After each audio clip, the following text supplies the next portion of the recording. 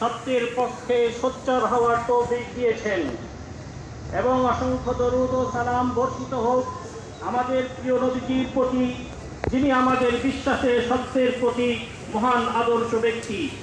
যদিও অভিযুক্ত সাদ আমাদের নবীজি সহ অন্যান্য নবীদের দোষ উদ্ভাবন করেছেন এবং তার অনুসারীগণ তবুও তাকে অন্ধ সমর্থন দিয়ে যাচ্ছেন। সূরা আল-আসরে আল্লাহ তাআলা বলেন, ওয়াতাওয়াসাউ বিল হক। ঈমানদার ও সৎকর্মশীল ব্যক্তিবর্গ একে অন্যকে সত্যের তাকিদ করে।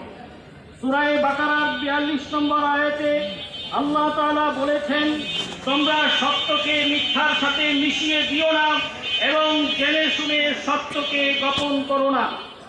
আল্লাহ তাআলার উক্ত আদেশ পালনার্থে